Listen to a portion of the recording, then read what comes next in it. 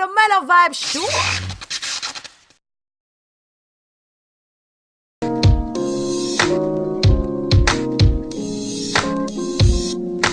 Closer to my dreams.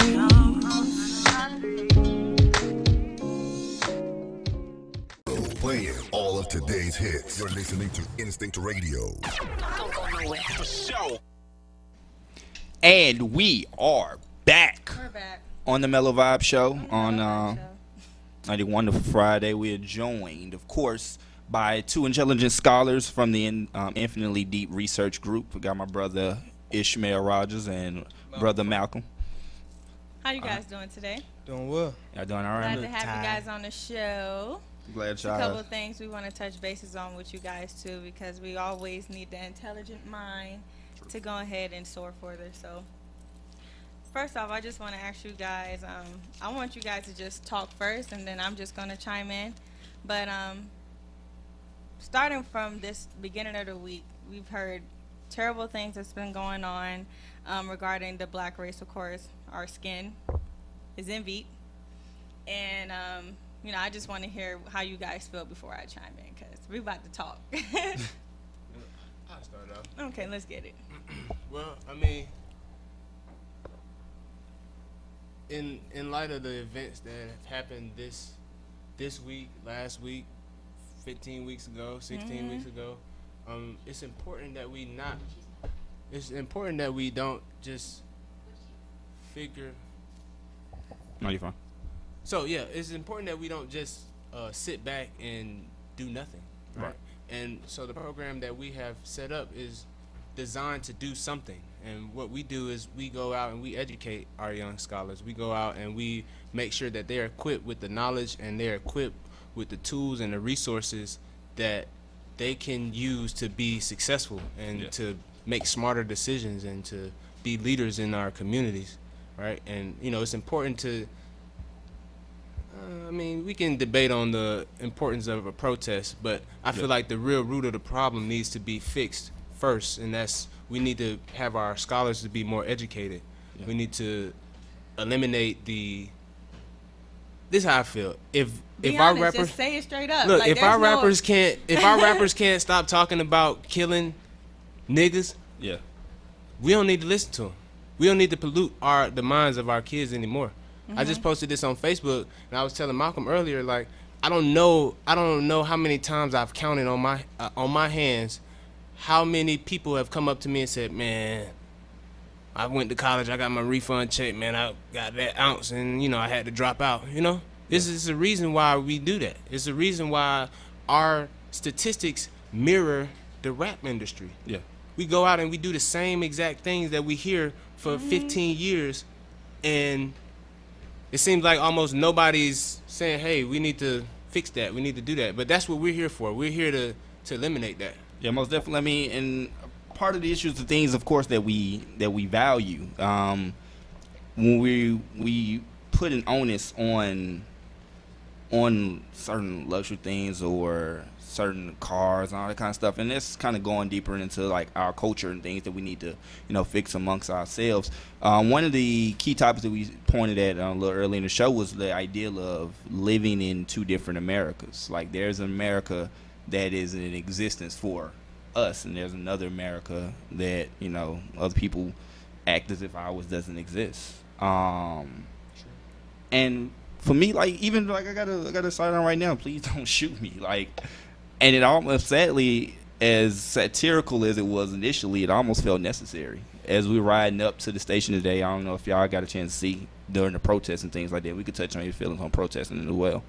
And they're just cop cars just lined up, just waiting for something to happen. And it didn't give me a sense of comfort.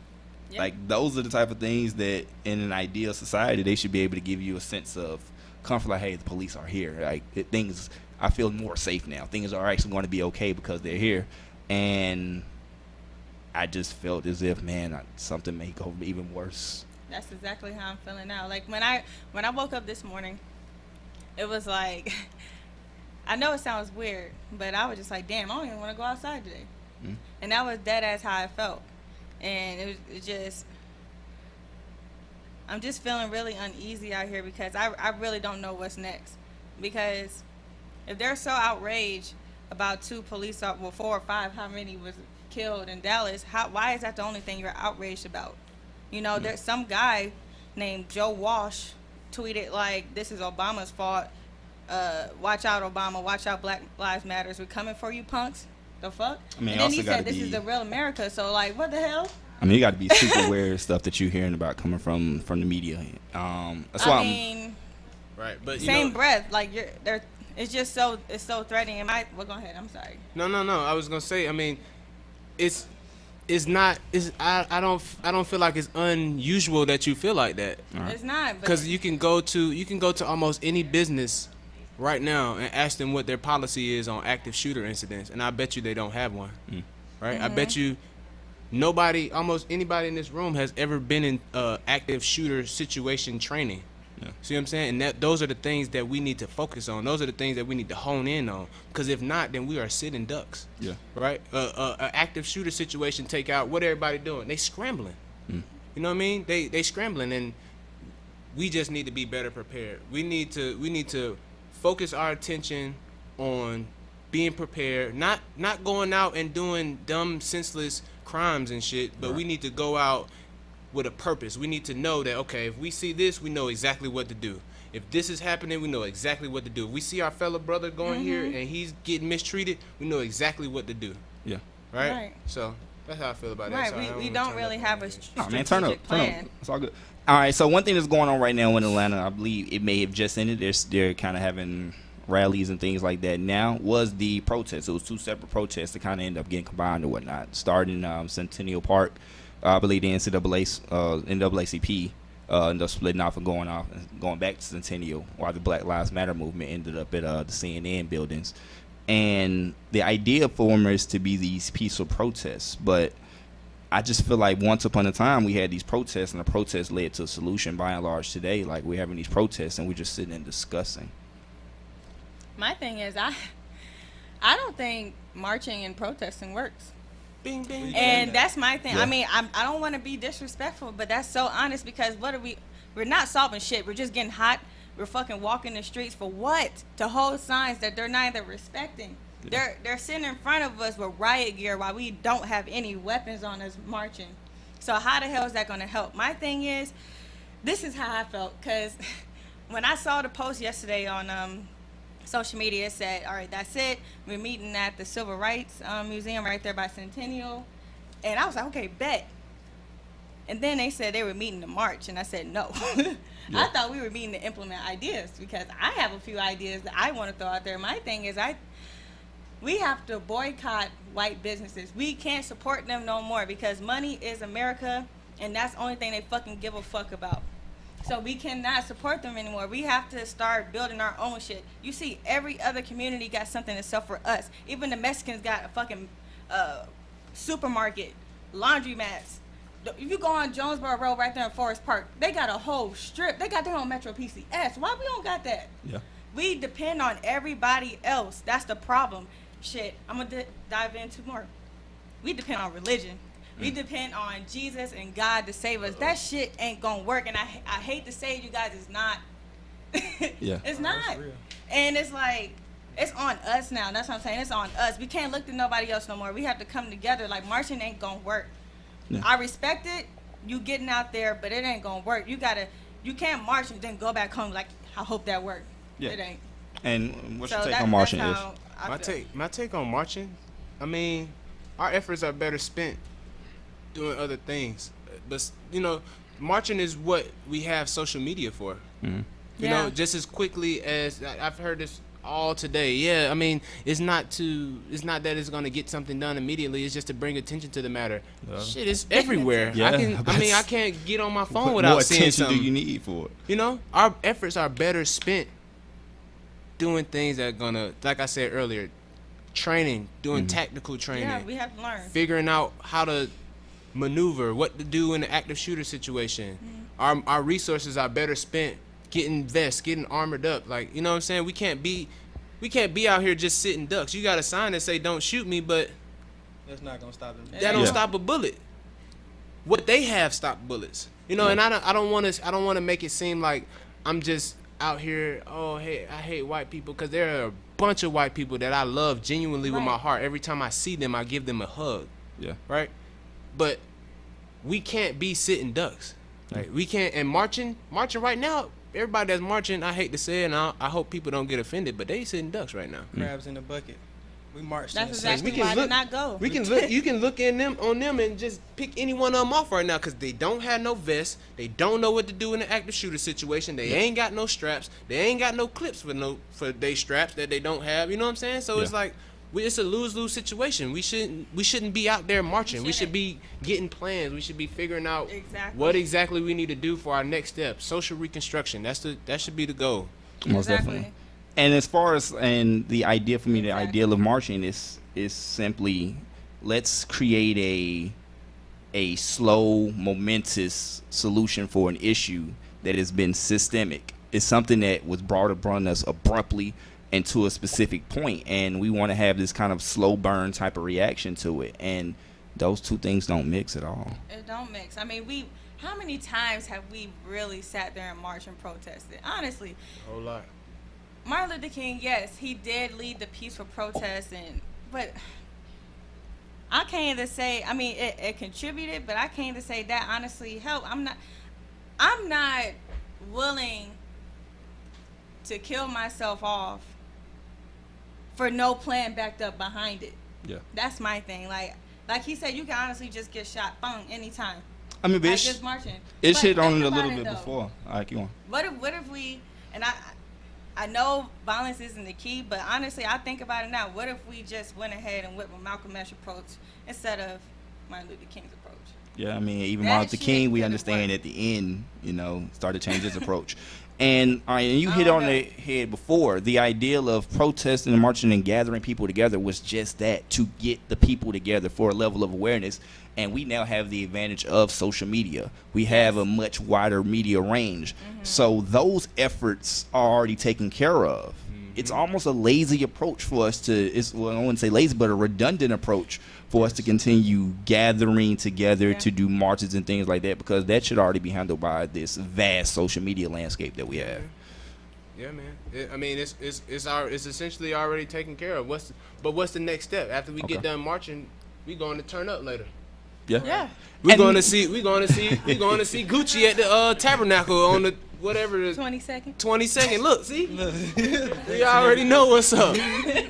But I mean, and that's cool. Entertainment is cool. We need entertainment. We can't be, we can't, like, even me as an engineer, I can't sit and do my work all day, because then my brain is gonna go crazy. We need some sort of relaxation, but we need more business right now than anything, And so, what's the next step? What is the goal? And I believe the first step, the first of many first steps, is to make sure that our future generations know that stuff that they talking about on the radio, man, that shit that Young Thug, that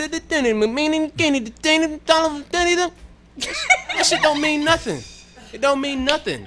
It doesn't mean anything. Everybody think that shit is cool. It's not cool. Like, you know what I mean? And I was talking to Malcolm about this earlier. I'm like, man, it's crazy because I look at people like Lil Dicky on the freshman XL. I seen that last XL night. freshman cover, yeah.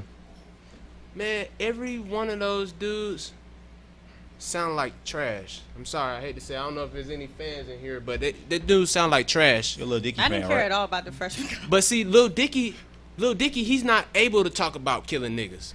See what I'm saying? Because he's a white male in America. So if he want to rap about killing niggas, he got death threats. Yeah. You know what I'm saying? So he's challenged to actually make a song or make a verse that's entertaining. It may still be degrading to women, but you know what I'm saying? But my point is, we've shifted from making real rap, and we put the real rap in their hands. And now we making like, who the fuck? That ass. What are you saying? That was actually the freestyle from XXL, Panda designer. You talking about? That was designer? Timmy that was Turner. quote from Still quote. didn't understand what the hell he said. Nobody Slow. does. And it Nobody was slow. does. So we go from pioneering an entire culture of rap and hip hop and spitting bars and you know what I'm saying, putting words together and flowing, and now we've totally moved that away, and we don't even look for that anymore. We just want to hear people that say, I'm not gonna do it. Go ahead and And say one it. What you thing about to say, about it- Malcolm? One thing about it, hip hop, we seen hip hop as our ticket out. Okay. But now we don't hold rappers accountable. Hmm. They're our leaders, you know, because kids do look up to them, but we don't hold them accountable. So therefore, Young Thug can get on an interview and say, man, I don't give a fuck about nothing but getting money and fucking bitches. Yep. Yeah. You know what I mean? Because we not holding them accountable. We still going to his shows. We still buying his CDs. So he's still getting paid. So he like shit. I can keep doing what I'm doing. Right. Because if I get killed, it don't affect Young Thug. You know what I mean? But if you get killed, it's gonna affect me because I love you. Because you know what I'm saying? You my brother. But we gotta hold each other accountable. So that's the rappers included.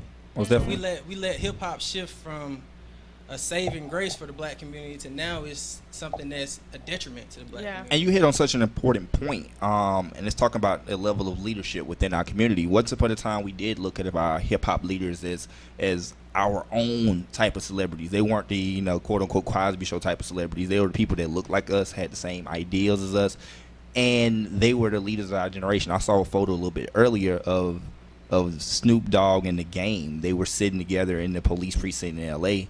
discussing things and maybe potential ideas of how to create some sort of solution. And that's the type of leadership that we need. Exactly. I think it's hilarious, and I think we've spoken on this on many occasions, like the idea of gangs that are going around right now.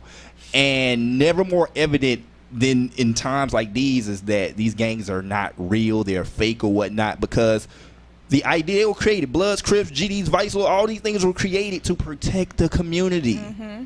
And in times where the community needs the most protection, where are they? Nowhere to be found. And those are our soldiers. I go to the hood. I got my boys in the hood I grew up with, and I always go and check on them because I care about them and I want to make sure that they straight. Man, I go in they spot. I'm a little on edge, and I know I'm family there. Everybody they strapped. You know what I'm saying? Those are our soldiers. Those are army men. But their minds. It's almost like, and that's what Infinitely Deep is about. It's almost like we have to trick them into caring about their own survival. You know what I mean? Yeah. This entire organization is designed to put hip hop and science and bring them together. You know what I mean? So that way that people understand that you don't have to be. Everybody has an interest in science. I don't care who you are. When you've grown up, you're like, oh man, this is fascinating to see something. But over time, you end up losing sight of that. And what we're doing is we're bringing them back to it. Like, hey man, I'm just like you. I got tats, I got dreads. I like to say nigga a lot. And I do biomedical research. I do work at Georgia Tech. I do work at UGA. I do work at Kennesaw State.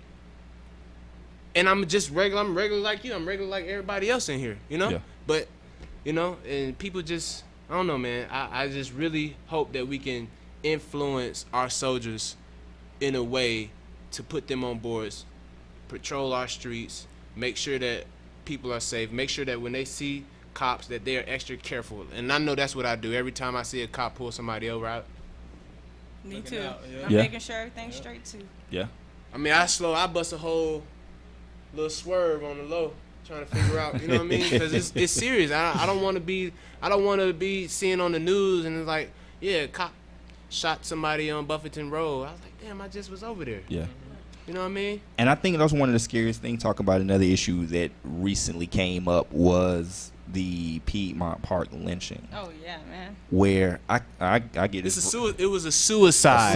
quote unquote yeah. suicide, and I get this little brief anecdote. I actually this had to be Tuesday night, I believe. Actually, I was at the W, right down at W downtown, and I don't want to pay for parking, so I parked around the corner, around the street somewhere in some back alley neighborhood, found some little nice parking spot, but I found myself about 4 or 5 o'clock in the morning walking back to my car, and in my head I feel I'm okay, and realize I'm jumping over fences and going through back alleys of a neighborhood that I feel like is safe, and the very next day there's a black man's body hanging from the same area I was just walking through at 5 in the morning. And if Hell we no. and if our patrolling efforts were A1 tip top, how they need to be, then that probably could have been prevented. Because Exactly. I heard, if I'm not mistaken, that dude was 58. He was an old 52. Yeah. He was an older dude, you know. Right. So an older dude versus a whole bunch of younger dudes. What can he do? Yeah. That's exactly And, right. and at 5 o'clock in the morning, who you can yell help, but it's like you yelling help in outer space. Yeah. Who gonna hear you? Right. So And so that's the justice system failing that brother in two ways, because in the end, when it comes out without an intense investigation, that was a suicide. So Right. I'm expected to believe that a gentleman who was feeling depressed or suicidal or whatnot got up, got his news, went to one of the bigger parks in Atlanta to make a spectacle of this, jumped out of that, chair himself, hung himself up. Like, it's incredibly, not only is that incredibly hard to believe, I feel like you're trying to act like I'm stupid. Exactly. Yeah, so it's Yeah, you We've trying to all play me. been to Piedmont Park. We know those trees ain't no hope. The only way he was going to be able to do that if he had a ladder. And that's the only way I can see it. Yeah. And He didn't do that shit. I don't understand why they keep insulting our intelligence. and that I don't get it. and that's the thing I always want to talk about, doing your own research when it comes to this media, because a lot of times what the media does is it gives you the exact information that they feel like that you need, or that they want you to have. And that's why I'm appreciative of things like Twitter, where we can dive in and disseminate the information that we kind of feel like that we need to hear. We can delve for the information that we need. And I mean, I want to challenge people, and this is what I want to do. I want to challenge people to do your research. I want to challenge people to educate yourself. I want to challenge people in the same way we talk about the voting. Make yourself educated on the issues. Make yourself educated on laws. Make yourself educated on these matters, because when you're ignorant, they want to treat you as such. And just to, I want to touch on this because, I mean, me and Mike, we have these conversations quite frequently. And I do want to say that it's almost twofold, too, right? They try our intelligence, and they'll look at somebody like me, and they'll see dreads, they'll see this crazy beard, they'll see these ripped pants that I wear every day, these dirty shoes, and they're like, man, this dude probably trying to rob me or something, But we need to, just like Mount said, we need to hold our own accountable, because there are people out there that fit that profile, and they are people that make people think that all people are like that, just like how we think now. I ain't trusting no cops. And they're good cops. I know in my mind that there are good cops out here. But if I see you, I don't think you're a good cop. So we need to make sure that we are on our P's and Q's. And that goes for, I hate to keep bringing this back up. Actually, I really don't. But our rappers. What do our rappers show us? What do our rappers show the world? That we ain't nothing but killers and drug dealers and sipping syrup and drinking lean. And I think those are the same thing. But and making money, you know what I'm saying? But not only the rappers, quick to interject real quick, not only the rappers, but also other entertainers, man. We got actors, we got athletes that young kids follow, that generations follow. These people have to be the ones on the front line. We have to hold our people in our communities accountable. These people who are giving us a bad image, we got to kick them out the community. If you can't act right and follow the guidelines, you got to go. Yeah. Because you making it unsafe for me and my family. And I can't eat with you here. So you got to go. And that's black, white, yellow, green, magenta, blue, and all that. Most definitely. On the real, man. I mean, the last topic we hit on, I think we may have touched on just a little bit, was we've seen this recent rash, of course, of African American men being killed by police officers. And what happened last night during some of the protests and riots that were going on in Dallas, where there was a shooter that was targeting the police officers. What was the final tally? Was it 11 injured, 5? Man, it's been different every time. Like 4 or Yeah, it 5 has killed, been. like 11 Yeah. injured. I seen something that said 11 killed and only 4 dead. So I don't know. But yeah, I don't know. For real. No, I saw you're 5 better dead, at math than 11 me, Ish. injured, I'm some shit. gonna take your word for that somehow. But no, and this idea, and this is the interesting thing that it's become, because suddenly the media attention has been completely not only swayed, but we just said, okay, these black men, the Mr. Sterling or Mr. Castile, these people that were just recently there, now you no longer matter again, because police officer, they were killed. So now if you look at the whole media attention from the last 12 hours or so, it's been nothing but the Dallas shooting, misinformation and information at the same time. Right, but of course that was the only thing they was going to care about. They're going to start talking about that shit more. My thing is, so immediately as soon as the cops got shot or killed or whatever, they definitely blamed the black man. The first black man they saw in the protest in Dallas, and then his brother himself had to go up there to the police station. Also, the guy who they had plastered all over the media, he went to the department himself, turned himself in, let them check out his gun, and he got out just like that. But it's fucked up that they sat there and blamed him when he had nothing to do with it, and he was just marching like everybody else. But they just used his picture, his face, just because he had a gun hanging around him. But now they figured out who shot the people, and it still was no retraction. Now they not even posting his photo. And it still was no retraction. The gentleman's name was Mark Hughes, and there was still no retraction on the fact that they wrongly accused him of being a shooter. Right, that's so wrong. He can get killed for that. Well, I was gonna say, we lost a soldier that day, man. The guy from Dallas who went out there on the limb to do that. Mm-hmm. I can't necessarily say when I heard that those cops got killed that I got sad. I wasn't sad about it. I wasn't saddened about it at all. I was more saddened that he got caught and he's dead. The guy who actually killed the cops, because we needed that guy on our side.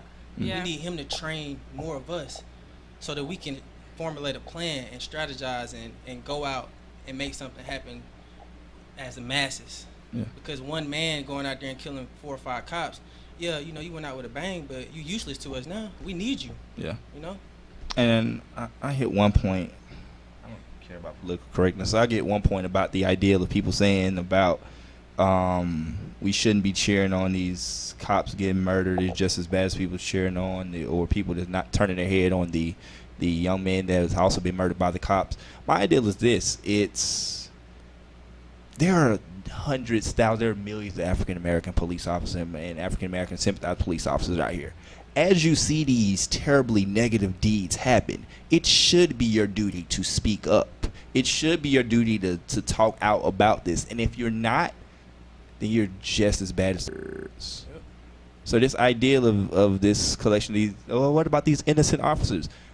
Were they out there protesting with others? If they were not, then I can't call you innocent. Mm-hmm. Look like a duck, walk like a duck, quack. It's a duck. You're a duck. They're a duck, yeah. Right.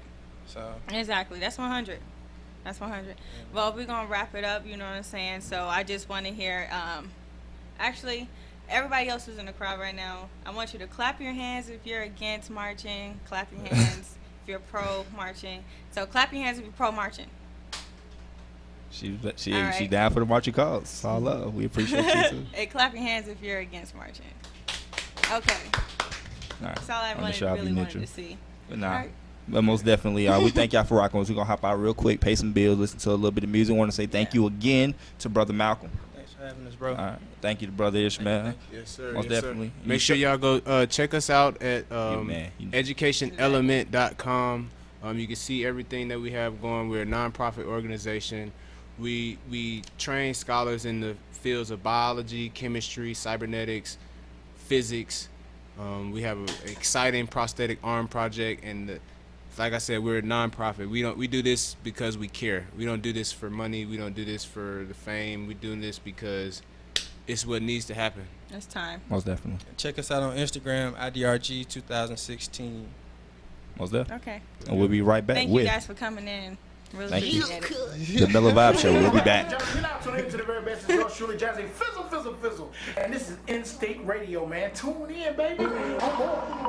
Yeah, it's the young God, Fresh Ali, Fresh Prince of East Atlanta, checking in one time with the Mellow Vibes Show at Instinct Radio. Y'all come get some of these good vibes, man.